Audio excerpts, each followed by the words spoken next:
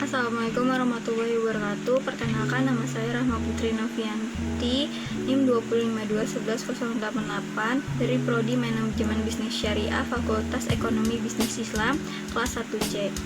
Pengertian ekonomi Islam.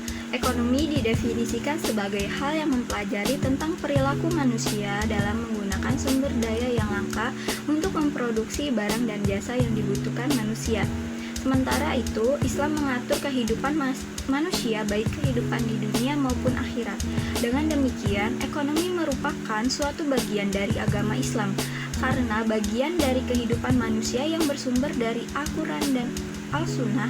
Kedudukan sumber yang mutlak ini menjadikan Islam sebagai suatu agama yang istimewa dibandingkan dengan agama lain, sehingga dalam membahas perspektif ekonomi Islam, segalanya bermuara pada akidah Islam berdasarkan Al-Quran Al-Karim dan Al-Sunnah Al-Nabawiyah. Dari penjelasan tersebut, dapat disimpulkan bahwa yang dimaksud dengan ekonomi Islam itu adalah sistem yang mengaplikasikan prinsip ekonomi yang sesuai dengan ajaran Islam bagi setiap kegiatan ekonomi yang bertujuan menciptakan barang dan jasa untuk memenuhi kebutuhan manusia. Nah, untuk memberikan pengertian yang lebih jelas tentang definisi ekonomi Islam dari berbagai ahli ekonomi muslim terkemuka saat ini, definisi ekonomi Islam yang diberikan oleh mereka bervariasi, tetapi pada dasarnya mengandung makna yang sama, yaitu sebagai berikut. Yang pertama, ekonomi Islam sebagai ilmu yang mempelajari masalah-masalah ekonomi masyarakat dalam perspektif nilai-nilai Islam.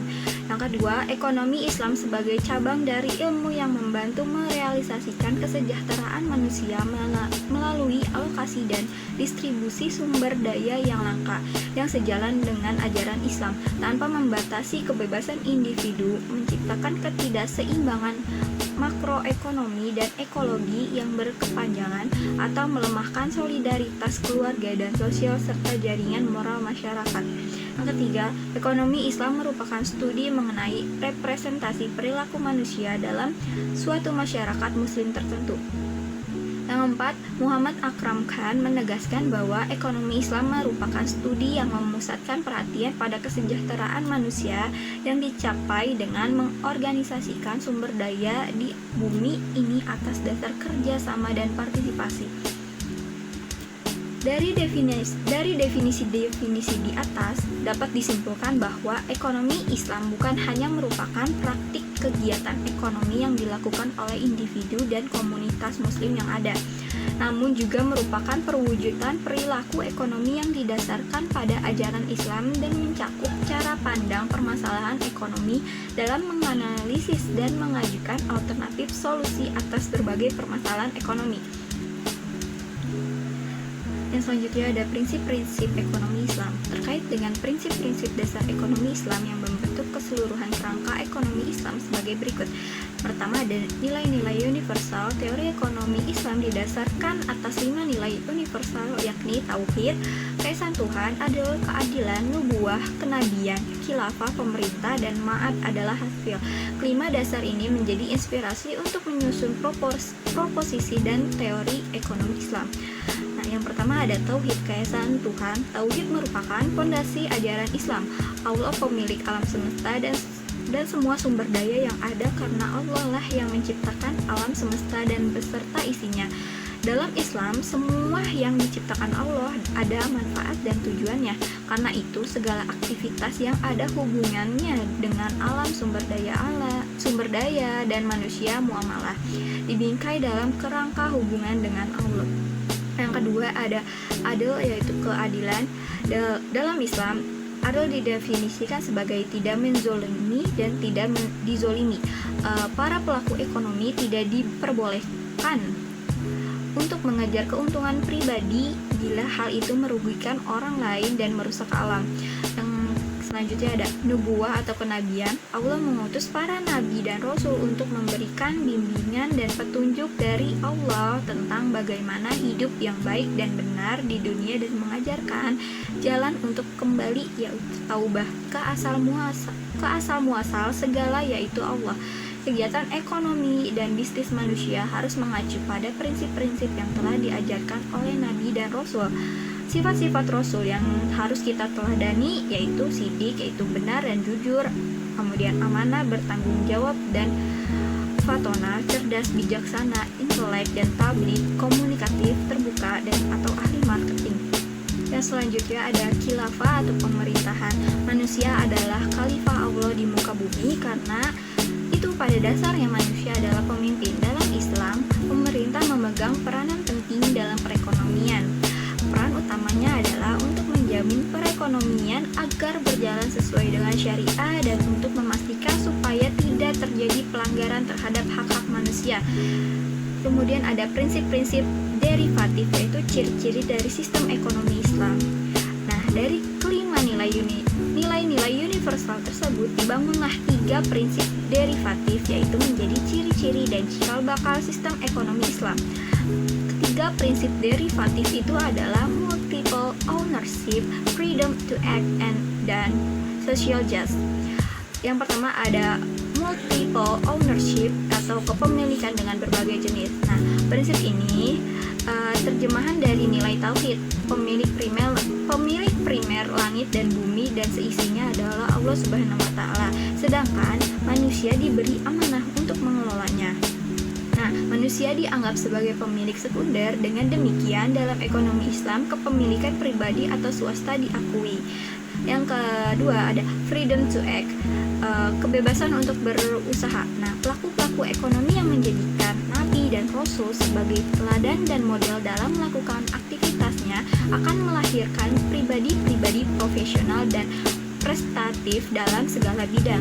Prinsip freedom to act akan menciptakan mekanisme pasar dengan syarat tidak ada distorsi. Proses penzoliman, potensi distorsi dikurangi dengan penghayatan nilai keadilan. Yang ketiga ada social justice atau keadilan sosial. Gabungan nilai khalifah dan melahirkan prinsip keadilan sosial.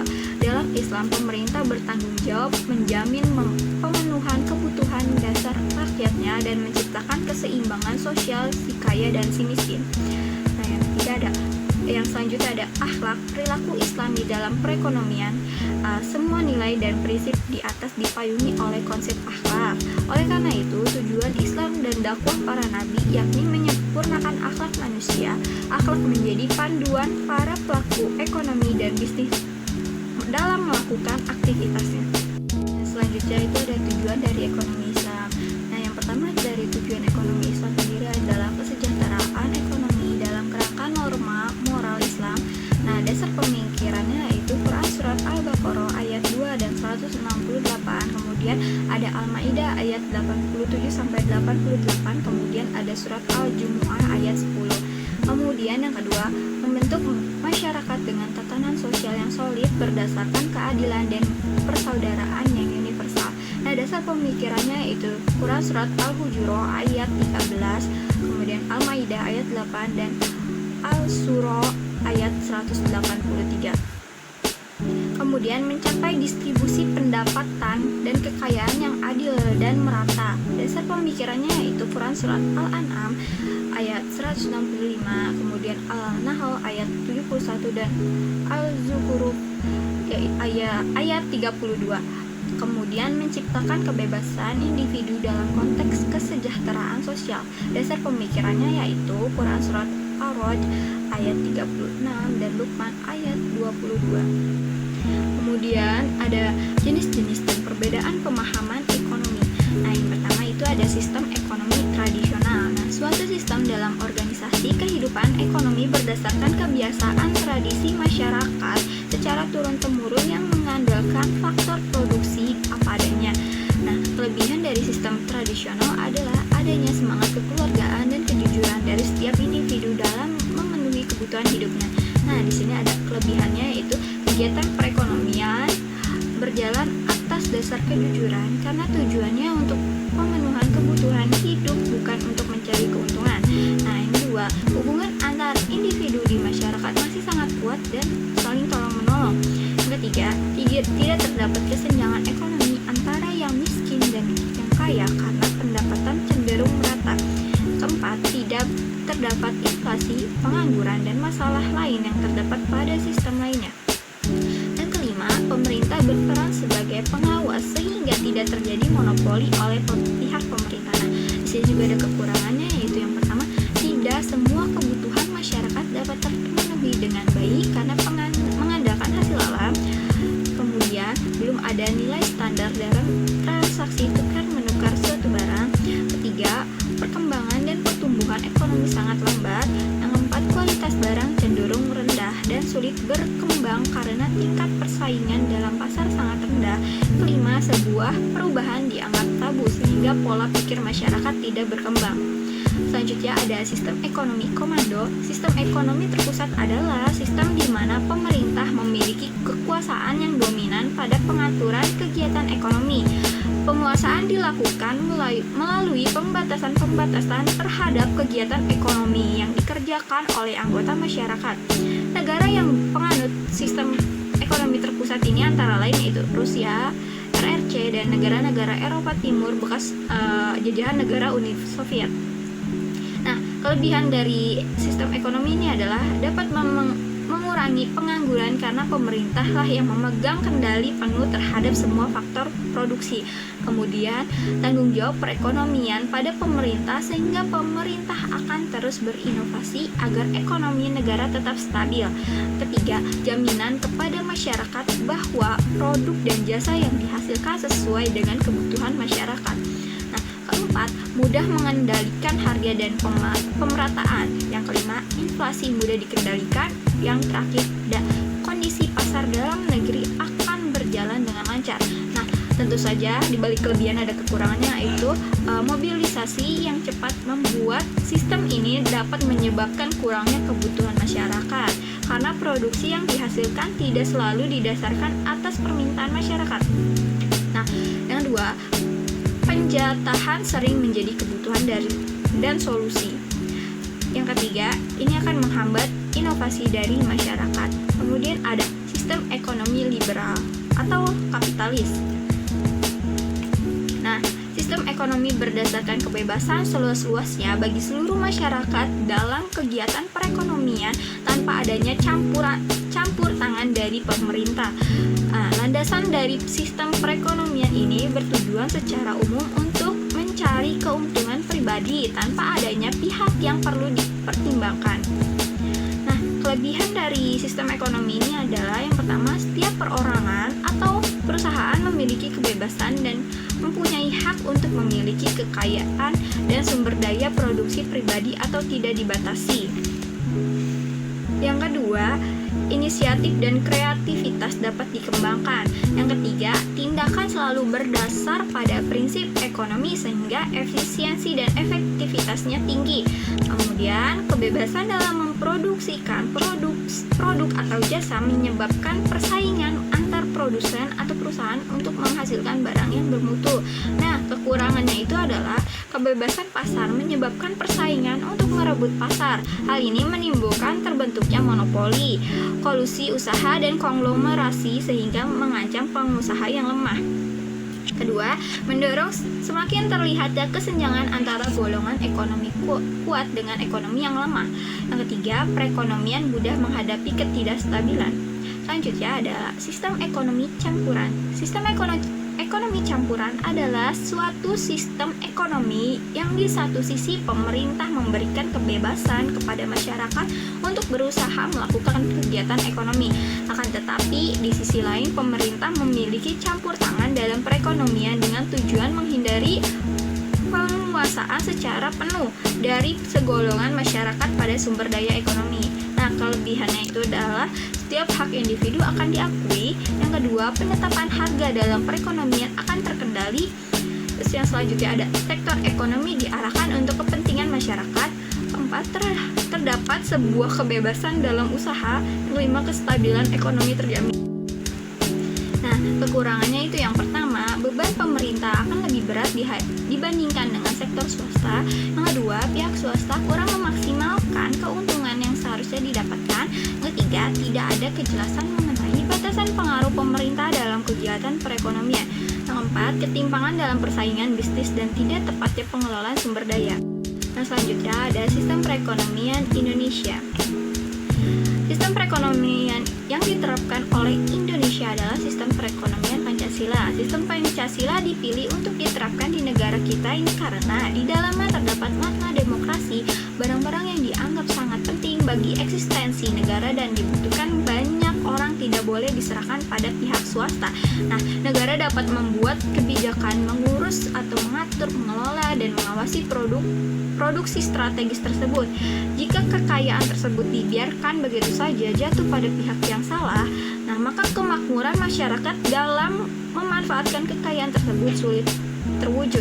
Nah, ekonomi Indonesia kini banyak ditopang oleh industri dan perdagangan dengan fokus mayoritas di sektor ekspor. Mungkin itu sebabnya pula sekarang Indonesia didorong untuk memasuki industri 4.0 dan banyak wirausaha yang bermunculan. Nah, kelebihannya itu adalah adanya kebebasan dalam berkreasi dan berinovasi selama tidak mengganggu kepentingan masyarakat. Nah, perekonomian nasional diutamakan untuk kemakmuran rakyat. Kemudian, pengelolaan perekonomian berjalan secara kolektif atau bersama-sama untuk mencapai kemakmuran bersama. Nah, keempat, hak milik individu diakui oleh negara selama pemanfaatannya tidak bertentangan dengan kepentingan umum.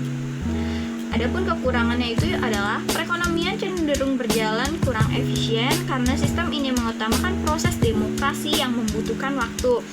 Kedua, proses pengambilan keputusan ekonomi berlangsung lambat karena harus diselaraskan dengan kepentingan bersama.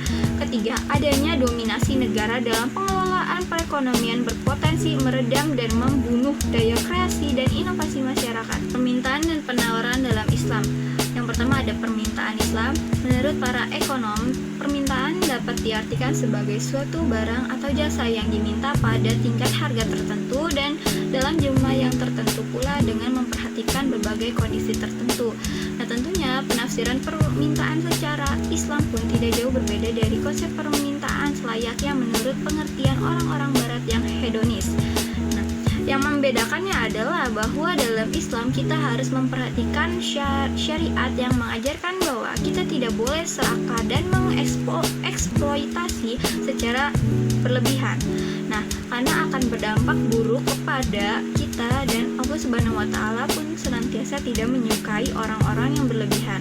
Adapun konsep hukum permintaan hedonis adalah bahwa jika harga turun, maka permintaan naik dan apabila harga naik, maka permintaan turun.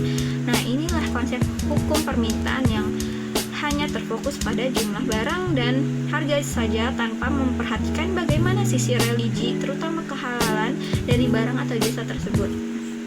Adapun tujuan seorang Islam melakukan permintaan adalah harus memberi faedah dan maslahah atau bermanfaat bagi dunia dan akhirat.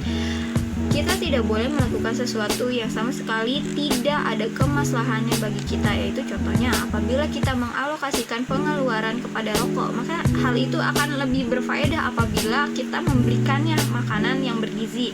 Kita pun tidak boleh melakukan permintaan atas barang atau jasa yang haram. Konsumsi permintaan barang yang haram selain secara syariat dilarang, konsumennya berdosa dan nanti di akhirat mendapat balasan berupa siksa.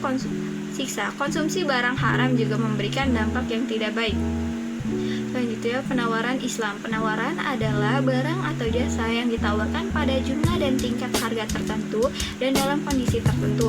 Penawaran Islam pun ada hal yang membedakannya dengan penawaran hedonis, bahwa barang atau jasa yang ditawarkan harus transparan dan dirinci spesifikasinya, bagaimana keadaan barang tersebut, apa kelebihan dan kekurangan barang tersebut.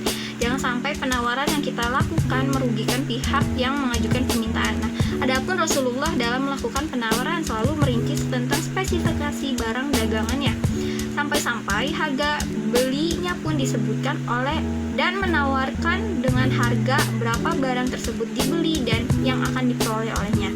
Dalam mengkaji masalah demand, Ibnu Khaldun membahas faktor-faktor penentu yang menaikkan dan menurunkan permintaan.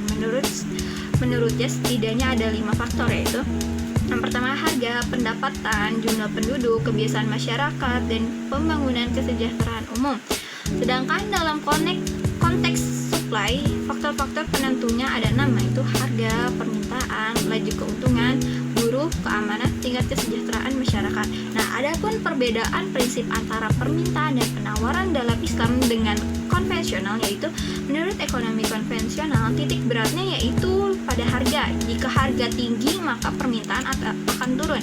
Nah, begitu pula sebaliknya. Sedangkan dalam ekonomi Islam ini dititik beratkan pada faedah, kemaslahan ataupun manfaat suatu barang. Sedangkan harga bukanlah tinjauan dasar dalam ekonomi Islam, tapi sisi religiuslah yang menjadi patokan utama, di mana kehalalan lebih diutamakan bukan rendahnya harga.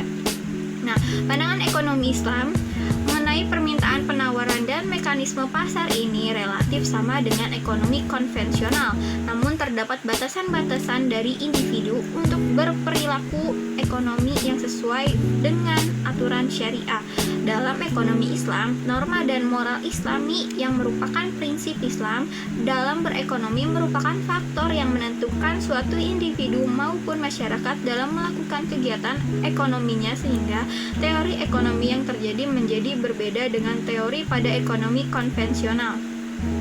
Nah, konsep permintaan dalam Islam menilai suatu komoditi tidak semuanya bisa untuk dikonsumsi maupun digunakan, dibedakan antara yang halal maupun yang haram. Allah telah berfirman dalam surat Al-Maidah ayat 87-88. Nah, hai orang-orang yang beriman, janganlah kamu haramkan apa-apa yang baik yang telah Allah halalkan bagi kamu, dan janganlah kamu melampaui batas. Sesungguhnya Allah tidak menyukai orang-orang yang melampaui batas. Dan makanlah makanan yang halal lagi baik dari apa yang Allah telah rezekikan kepadamu, dan bertakwalah kepada Allah yang kamu beriman kepadanya. Nah, oleh karenanya dalam teori permintaan Islam membahas permintaan barang halal, barang haram, dan hubungan antara keduanya. Sedangkan dalam permintaan konvensional, semua komoditi dinilai sama, bisa dikonsumsi atau digunakan. Nah, dalam motif permintaan Islam menekankan pada tingkat kebutuhan konsumen terhadap barang tersebut, sedangkan motif permintaan konvensional lebih didominasi oleh nilai-nilai kepuasan interest. Konvensional menilai bahwa egoisme merupakan nilai yang konsisten dalam mempengaruhi seluruh aktivitas manusia. Nah, permintaan Islam bertujuan mendapatkan kesejahteraan atau kemenangan akhirat falah sebagai turunan dari keyakinan bahwa ada kehidupan yang abadi setelah kematian, yaitu kehidupan akhirat, sehingga anggaran yang harus disisihkan sebagai bekal untuk kehidupan akhirat. Kebijakan fiskal dalam Islam. Kebijakan fiskal menurut ekonomi Islam diharapkan melaksanakan fungsi alokasi, distribusi, dan stabilisasi dalam suatu negara yang mempunyai ciri khas tertentu dari nilai orientasi, dimensi etik dan sosial dalam pendapatan dan pengeluaran negara Islam. Sistem perpajakan Islam harus menjamin bahwa hanya golongan kaya dan makmur yang mempunyai kelebihanlah yang memikul beban utama pajak. Nah, adapun ciri kebijakan fiskal dalam sistem ekonomi Islam adalah yang pertama, pengeluaran negara dilakukan berdasarkan pendapatan sehingga jarang terjadi defisit anggaran. Yang kedua, sistem pajak proporsional. Pajak dalam ekonomi Islam dibebankan berdasarkan tingkat produktivitas. Misalnya, kharaj besarnya pajak ditentukan berdasarkan tingkat kesuburan tanah, metode irigasi maupun jenis tanaman. Yang ketiga, penghitungan zakat berdasarkan hasil keuntungan bukan pada jumlah barang. Misalnya, zakat perdagangan yang dikeluarkan zakatnya adalah hasil keuntungan, sehingga tidak ada pembebanan terhadap biaya produksi. Nah, secara umum, sumber pemasukan negara dalam perspektif ekonomi Islam adalah zakat, kharaj, pajak pertanian, jizyah, pajak perorangan, khums, pajak harta rampasan perang, usyur, pajak perdagangan, warisan kalalah, orang yang tidak mempunyai ahli waris, atau kafarat, denda, hibah, dan pendapatan lain yang bersumber dari usaha yang halal. Nah, beberapa sumber penerimaan tersebut dapat dijelaskan sebagai berikut. Yang pertama ada jizwa, yaitu zakat, infak, sedekah, dan wakaf. Zakat merupakan kewajiban untuk mengeluarkan sebagian pendapatan atau harta seseorang yang telah memenuhi syarat syariah Islam guna diberikan kepada berbagai unsur masyarakat yang juga telah ditetapkan dalam syariat Islam. Sementara infak, sedekah, dan wakaf merupakan pemberian sukarela yang juga sangat dianjurkan dalam Islam.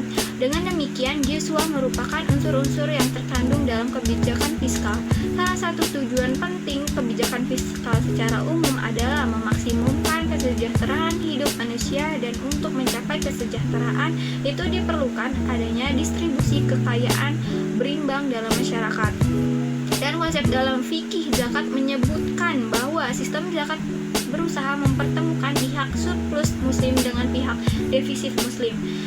Kemudian yang kedua ada kharaj. Dalam perkembangannya, sebagaimana diungkapkan Adi Warman Al-Karim, kharaj menjadi semacam pajak tanah seperti pajak bumi dan bangunan atau PBB yang dibayarkan oleh seluruh anggota masyarakat, baik orang muslim maupun orang-orang non-muslim. Yang ketiga ada jizyah. Pada zaman modern, jizyah ini seperti pajak jiwa yang dikenakan pemerintah terhadap warga asing yang masuk dan menetap dalam wilayah kekuasaan suatu pemerintahan. Nah, yang mana istilahnya itu sekarang lebih dikenal dengan visa. Yang keempat ada khums, adalah dana yang diperoleh dari 1/5 bagian dari harta rampasan perang. Tentang pengaturan alokasi harta rampasan perang ini diatur dalam Quran Surat Al-Anfal ayat 41. Ayat tersebut mengidentifikasikan bahwa dalam sistem ekonomi Islam dikenal adalah sistem proportional tax. Harta rampasan perang dikenakan pajak 20%. Imam Abu Ubaid sebagaimana dikutip Adi Warman Al-Karim menyatakan bahwa yang dimaksud khums itu bukan saja hasil dari perang, tetapi juga barang temuan dan barang tambang. Nah, yang kelima ada usyur. Usyur adalah pajak yang dikenakan atas barang-barang dagangan yang masuk ke negara Islam atau datang dari negara Islam sendiri. Yang keenam ada pinjaman atau utang baik luar negeri maupun dalam negeri. Dalam Islam sifatnya adalah hanya sebagai penerimaan sekunder. Alasannya, ekonomi Islam tidak mengenal bunga. Demikian pula untuk pinjaman dalam Islam haruslah bebas bunga, sehingga pengeluaran pemerintah akan dibiayai dari pengumpulan pajak atau bagi hasil. Yang ketujuh ada penerimaan lain. Ada yang disebut kafarat, yaitu denda.